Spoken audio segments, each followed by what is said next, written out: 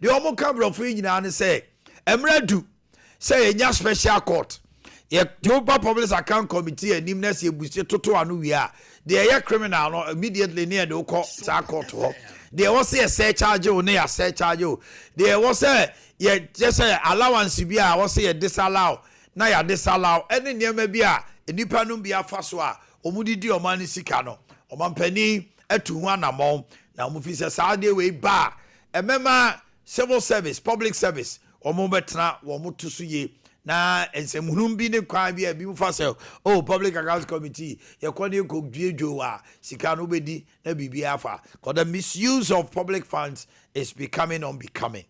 Yo, Office of the Special Prosecutor was also atre kwadu a wode abo ye Mustafa Hamid, former CEO no ogusua no otu bigum ogusua eno otu bigum na sem nyina ne say nipa nkunu bi ka no ho na cases no wode free 25 de ko 54 there's pressure on him on prosecution and this amanyoko for no do say na ebi mo ahunu say ase papa no ono asoso ne hopo because the ekoba ya wonne Cecilia brother pa ye nyina chi a ekowi asesa brother pa mfo obi asika ne ade no amafo fi say na djuma nye eti there's pressure on him from the NDC party and government officials be say omunyi kisi eja ben free ho enti akwai to say the cia no the tosa papa or the Mustafa Hamid we kai so say MP scandal be now are charging 25 counts it's here do 54 and one sembeba. The Education Ministry is setting up a technical team to review the computerization school placement system to make it more transparent, fair and efficient. More justified assessment and have a feel myself what parents are going through. I have observed that some parents are unhappy, justified. Some students are unhappy, justified, because he chose a particular course, science, and was given general arts or business. That would be a disincentive even for that child to study hard.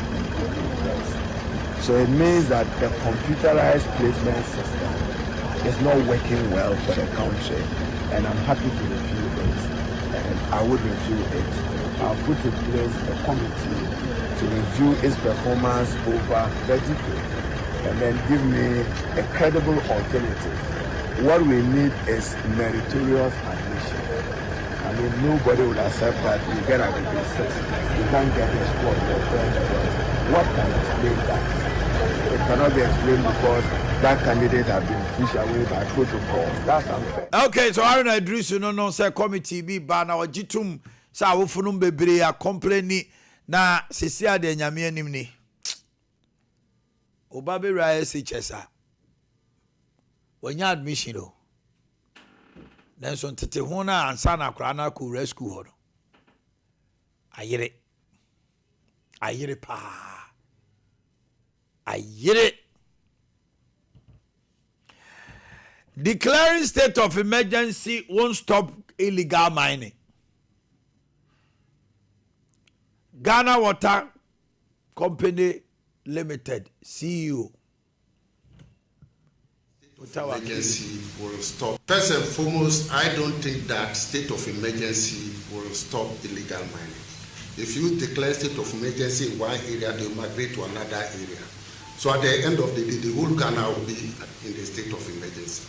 It's what measures can we put in place for it to be sustained? Is state of emergency going to be there forever? That is the question we must ask. You declare state of emergency, so for how many years? When the people continue, the day you leave the state of emergency, when they go back, we can't have state of emergency forever.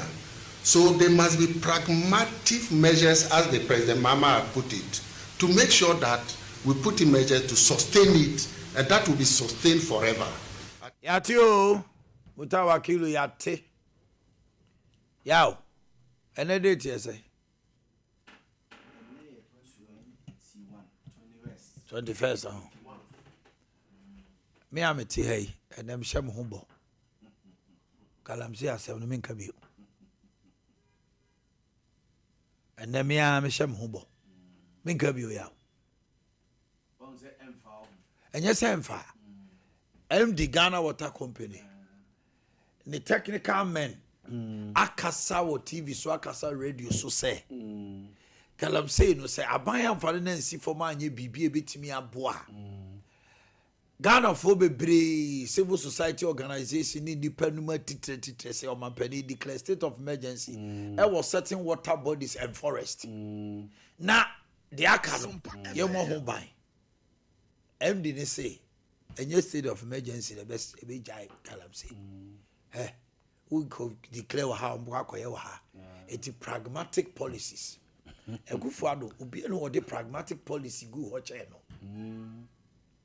Koya kwa di nakunya oye what is see ko esi awa odisi agan e man ka ebu abono next time obe Omanhene asasem no kan bi na nje na wanye bi no what did I make you no na say MD of Ghana Water o technical men isu now we catch say illegal mining nye Galamsey na be a state of emergency na pragmatic policies say see am bi so Galamsey na ba for mo Ria Galamsey aba from boa kunta enu ti me ametie na wo MD a wo nkrofo mo no ye technical wo ye only a politician omo be catch Ghana for say ensuo no stability ni wan no the FL so for so kwachi ni begu ho no out of 41 water bodies measured or the 8 and a bit now say a year 8 wuti free for 2 ma ka say now why we MD a wo no nsu ayeye ka bi aboa say e benya nsuo no wo say the enkrofo ka no mu nyai we a politician ti yes wa say chichi and now the chiniye si utire so and now ka che say nkosi aga na me na metra na me fa me mre eme kwan omontonsio so to be tonsio na yenso we ska betobi say akwanta osisi oni ma ya adwene say Galamsey no me say ya de na ye ne de enya saga maybe dia me say buta wakili asoma akanti me efi na ko Galamsey no omko ompenyansa kwan bi all the pragmatic policies no mfa megu on ensolve na me amete yi no mo 200% me say them upon yo and them upon yo a new August September poll shows Canada and Japan taking over and leading the race for the MPP flag bearer position ahead of January 2026. The survey conducted by a team of academics, CDI, places Kennedy to around 45%, Baumia to 39%.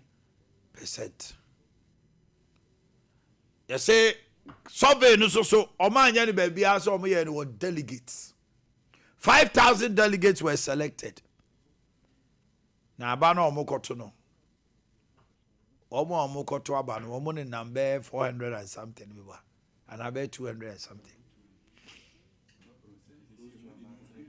almost about 300,000 no we sample size of 5,000 no we no across Ghana. Esi Canada Japan huri edikan a wo che say what Elijah tiase namso and walk Dr. Aduchum outlined vision for a fully developed Ghana by 2057 2057 hey na 2028 e kwato abo project program and an vision of 27 now you say Ghana and for the man Africa no is impuntu aba that's what we're chile do now vision 2027 but vision 2020 you on the buy and I'm say vision 2020 was global we individual now the policy but never Ghana say yeah 20 you were 2025 and to no cry nyame na don 2020 cry oba beba yeah we 2025 19 years debut was it 2057 though what's in 19 years and I may say from 2028 to 2057 57. Say 18 years.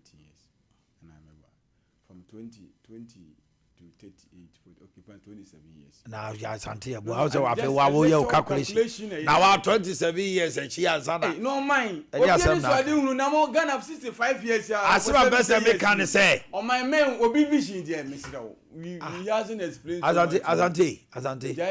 Mammy Cassam Cho. Oh, yes, sir. Now they know be vision, Obi Fanny Vision, Toby Fanny Manifesto Metro. We poo poo and we criticize and we add. All content, Christ, we haven't getting access to the whole. Very good. So I said, listen. Asante, as my best I catch on to say. Obi to me the assembly to just a statement, no crown. People can address the statement. Why are you making it look like I say? Me say for me. Or your individual, yes, or an agenda, or a vision, and I'm saying 2027 years ahead of that vision. What the 2025 and all this our vision out to Jan. And the 2025 now the vision out to Jan. We are looking at over 30 something years. And I make us say in that 30 something years, no, it be our mind the first 4 years or first 5 year plan. So it's short term plan. Then you go to mid term, then a long term. When me money am can say mama you see Ghana. Say we say let me say what am make say? You didn't allow me to talk now, Sompa. No. Introducing me to look guy. Introducing me and I'm going, hey, but hey, no posse, Mama Mika say we must. I said, but Napo. What did I mention? As I'm here, be sure now, Sompa. Because for you, I say about the man. Take off was. That's all. I didn't vote. What they Odyssey betum just oh Assembly. There's a something. Hey, Educhum. We will cooperate with Attorney General to ensure prosecution of Oforiatta proceeds lawfully. OSP. I'm not for see out there Oforiatta there no. One year that's where you need. Now I say or favor Oforiatta. But OSP say there be. Or member Mrano. A proceeding lawfully. Tigana for Yabutre. Gentlemen, Ejako, they shall say free. And some of the jar, they are okay. A MPP flag bearership race. And Brand Champion, and never down and you be Baby team. Oh, women are mean Chamano. Can you bad? No, the end of Bam, Richum dear, so okay, what's what I know. But a champion, you the Baby team. What try? And my togus a Izuka. Hey, my two grad they are sending. Wow. Yes, wow. Oh, that Baby team. Kennedy, the Baby team, I'm at twice sending. Brian Freeman in Buffalo. That's all the editing by. I think Brian did the band team. What that number 2? And your number 2 cry. And your number 2 cry. And you all say, Yaw or said Duchum. And Brian a champion. Difference woman. But you're now, doctor. With him, it has nothing to do with number 2 or something. The bomb in Pioneer, and I'm to Yaminumbia, me to Anna. Other Brian Champion or Bar Santa Regional. I quite to say. All quite prone on the other budget so say to say bam hanya no cry ti wa na nwum ne ba metrim e na ne din no be so ho so Yakobon nwum bra no beji wo to e buy Brian no beji wo Brian no beji wo oje hiafo oje asikafo Brian dear Onsemo oje here for Brian dear Onsemo afa we ekutia ne wo afa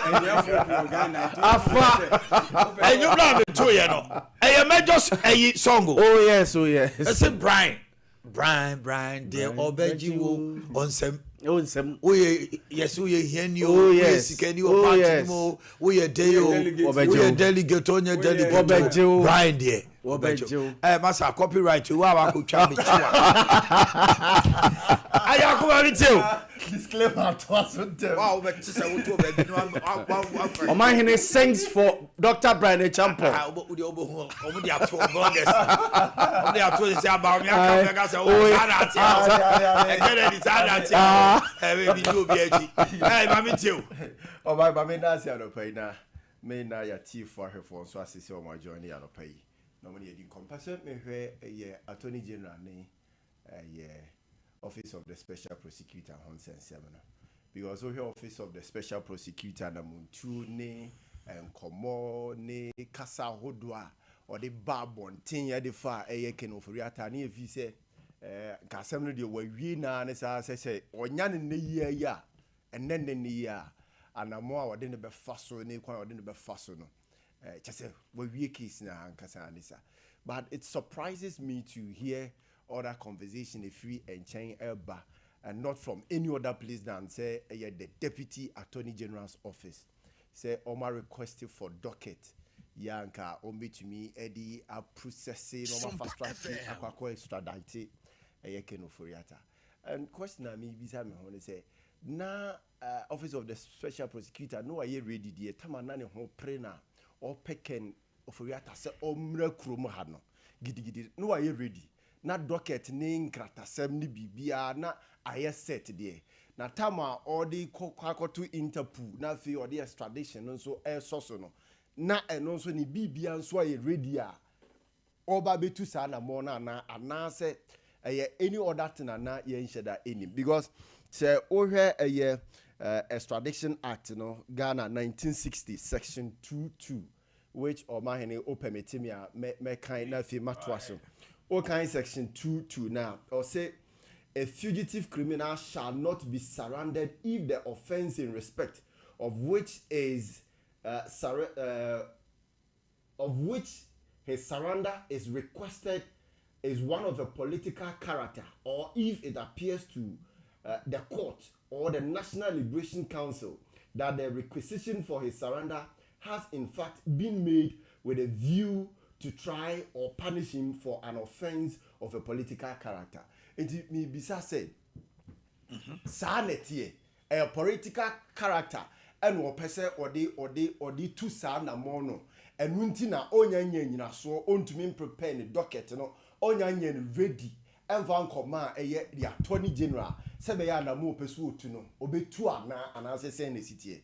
Na nina so ni dinti ana ne ho pre na no she date ahodo etu de shafo frosa na oba bonten be press conference ma Ghana vo nyina te ni ehunu say special prosecutor adwuma what is the delay na fensu cooperation be na exist between ono and the Attorney General ya enkoye nti ene amasa ansem nyina ye tetete wa bonten no and I say it was just say na opesi ehunu say the office is functioning because SML deal yi na asefo sha say enye no e sha say under the elsewhere administration which e binum be report to the maw which o ka say wutu ho na mo nti fiti san bre no be pemo ne e den e na wuntumi nwie ye wuntumi enya eye wo docket nyina wuntumi ready no now presenting informa the Attorney General. Okay. Here is the case that we have a case be said the outcome of every case no very important too.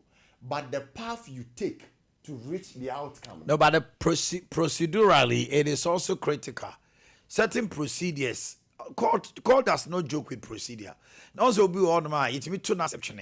You see, well, follow procedure. Now asem no cry ye twem. That's true. And the answer it will also say your man proceeding lawfully. The extradition the kutu na onyanwi.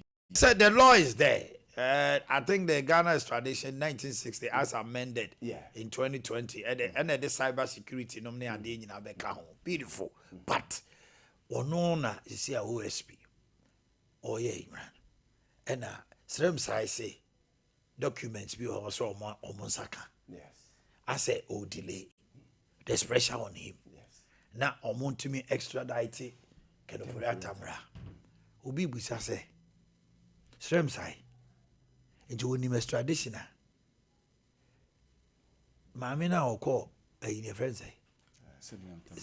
They said them extraditing and ye. You see, when it becomes like that, then it gets to travesty of justice. Absolutely. Maame no ye try no in absentia. I no de ye bua no for abman the mra ye mfa no kotum. Omo office so there was a doctor na obekai tua. Ye boa deputy attorney. Can say omo wie bibia omo ne interpol di nkomo say omo locate maame no America omo de ne beba. Ne boa. Okay. Same side is not interested. Say obi abogana chrono say we quite and try no. But same side is so interested in Kanoforiata than Mamina court of competent jurisdiction ebuanu kumfo no. Ebuanu for. See emfanemra. Now we are.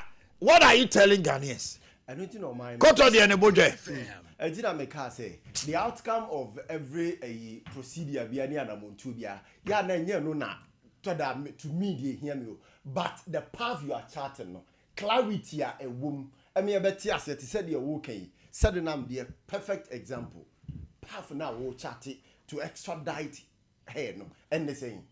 Kenoforiata dia no so the path you are charting and the end. Coherence there existed between OSP and the Attorney General.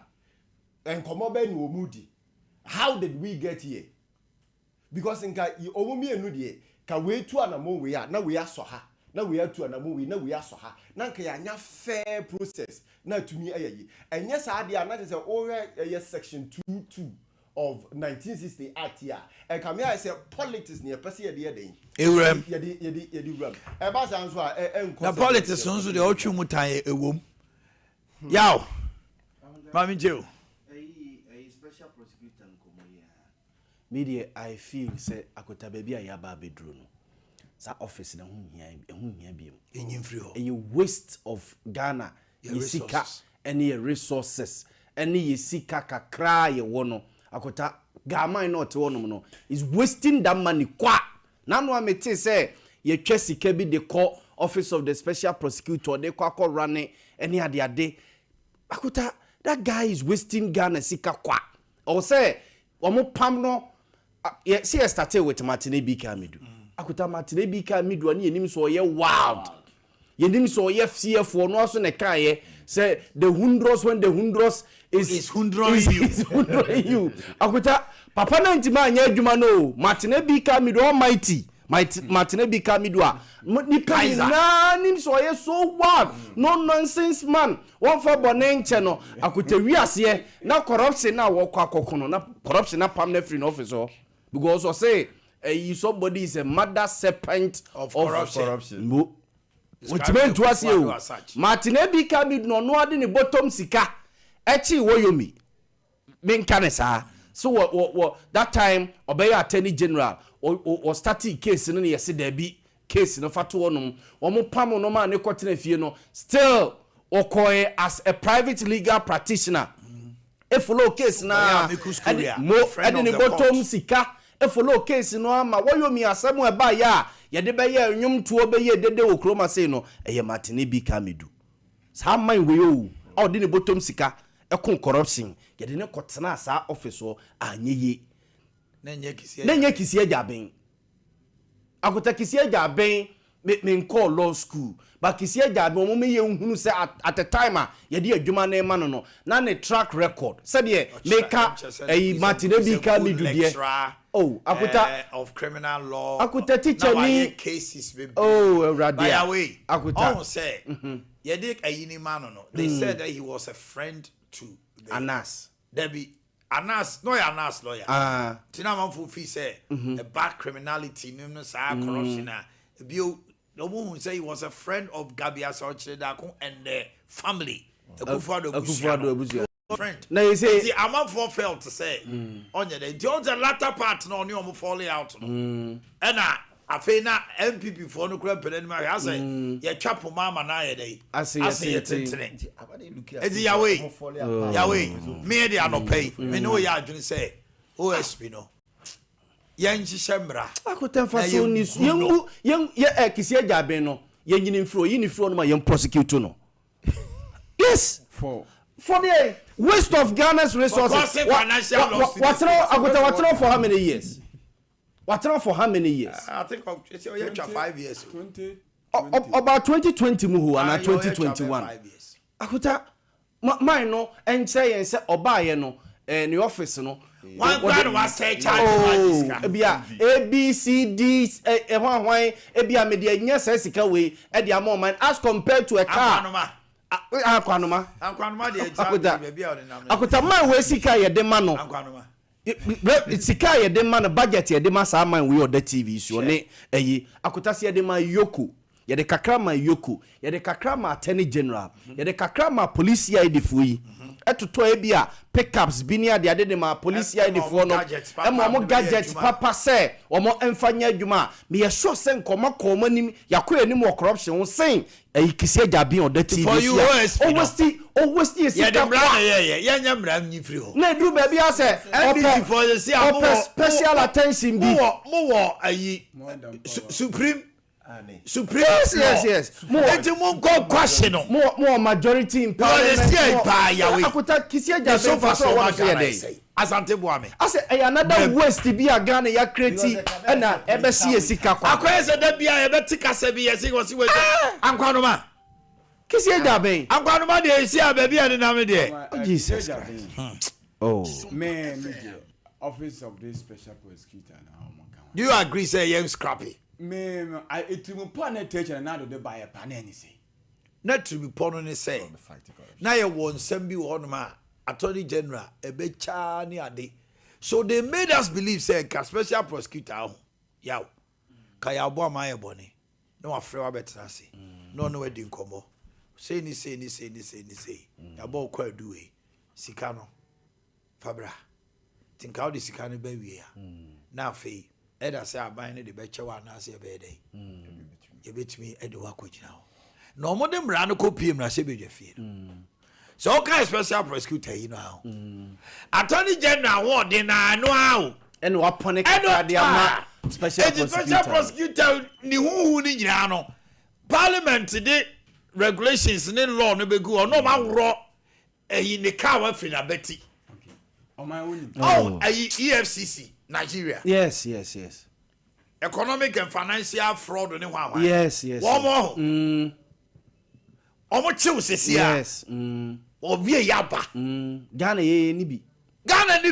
Omo ye attorney general EFCC. Yoko ne hwan na ya say. Ya mo mra say yes EFCC acho. Wo mo timi kwa brochire kocho. Yes. Ghana kisi eja be tonyo ankwa ma de kire. OSP ni dia ni dwaben. Ni case oye ya ni dwaben. Na kwota no ekowi ase nya na mine no ekowi ni case eyi Chamaluta ko we ni. Chamaluta wini ni case na say komo afeti no say. O man krofo ko gu ni fie. Case na kisi eja be akọ wo ko gu sisi abrada pa. E Ghana ni be na ebo sisi abrada pa so bobio. Say wan fa obi asidi. Ye dey police for ni soldier for say Ghana pa o egu ase di gu mami ewi ase. Akoye say papa no betu ana no nye ready. Enkoma yidi o afenu obebo ajeje fosobo se bi case bi aba no maba to agu enkoma yidi o enkoma yidi one ye wo police yidi o meba ye wo shraj ye wo yoku ye wo NIB ye wo ba ku kura ka ho ye fani say OSP so asamba o da bi o da me mfa no ye wo ho ena ye say kura no sa I fancy parliamentary fancy the ekosu ya public accounts committee and so I say ye pese wono kra so nso nya tumi sa meye prosecution na say ye bonya institution basics ade ba ko no ana ye pese omo ye ye say o mampanyi ma letter kan ye kire say ye mfa kwan bi so na ye nye fast track prosecution. That's right.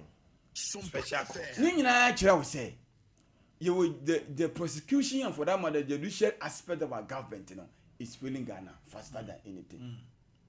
Because as some quality court no on mine time na so enfie na enfie nu enfie du mo so na maka say justly delayed justly denied hwe enra assembly sie bia ho de abo ma adwene nko ho hwe say special prosecutor do bia court adi asem we kura ba say Hamidu Mustafa Hamidu first time I court to you first time officially you go say you try you invite no many times ento man uko court a ye obi akofale ade na wo pese ye ka ho so de kokoto court nim ne ye de bia ma obi a fa ni say cancel mu ya no mako now first time I wode asam na ekọ no one man they will charges from 24 25 to 54 25 to 54 fine is it not necessarily about the number of charges preferred against somebody to say because even a court for a crime we say sebi charges the ben for so need to just say the law be by say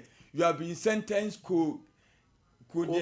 coherent that's it koko dem bom pepe peyan ka say ko dem bi sumi nsia na ba dem bu sumi nwotwe charge ke say de bobo no na koko dem enti charges we be kra no I say ye pese wunya baabia enwane mfo asem ne mfa oman hwe omanpan mama asem a woken se obi ekodi sika meme de ne se emani pani nkodi sika no kra oman there should be deterrent say enough any a law wonya anije bi kra se onimi se asotwe no ne nsa beka no enti emane kwan ma on men eno ne mre wa broche ni China ne ade no enti no e mautri mpo say galamsey dia ye ke on mind senka galamsey dia no if the punishment are so hugely deterrent on mind enka wo kra no shamfan kran ka badwane enka wo se for reserve da ho a enka nkobo wurem but onya kwada se no kodu court kra wi a amanyofo na besa asora begina wachi special prosecutor sem by on mind dinten busa se trimponi say nanado wode ba no nipa odi ka fa ya ne Martin ABA Kings for Hwan Amidu. Yadi besi ya adwenya ne say ne political opponent. And one kwachichi wo mu. And then this for so no mo da wo na. And so papa tra wo fie 9 se fie hwan. Papa tra wo etwa adwo asunya complain ya sorry firi ho.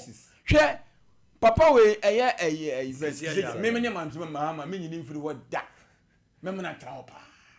Because the way no say the on say a friend na political witch hunting nipa na yentimi ancho man than another 4 years that friend e be chi omo because say nipa Muhammad Ombu man die meti maka say the nyanche wo mo ti so man ban gu ansa na say na Ghana for mo ye no mebo a na ban hu ya yentimi nche no emfa ne kugina court and they say no previous 4 years 8 years no boni ne course na kisia jame beye because kisia jabe mbo mahama akwa ba akoso 2024 around September October 2024 no obejira o kache Ghana for say air scandal ya kan and he and no clear no wie ya MB before no say so clear no wie na MB before no say wo enkomo ne mahama akodie no de nko ana nim eno ne koma ape nya eho no nkonya petition na there be so no be clear ni wie no asanu ba no so mahama Airbus no why invite no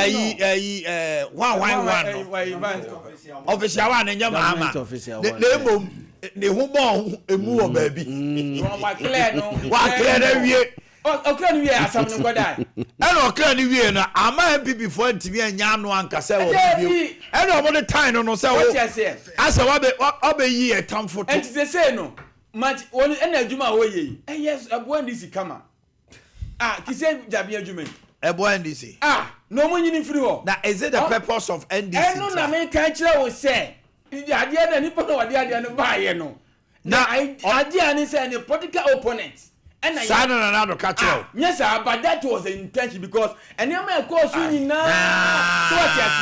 I am so happy. What you saying? What you saying? Now you have made inference to some things. What me I judge say the intention, whether it is misconstrued or otherwise. That is how you saw it. Maybe I do to myself to your guy. Maybe I bet you You see.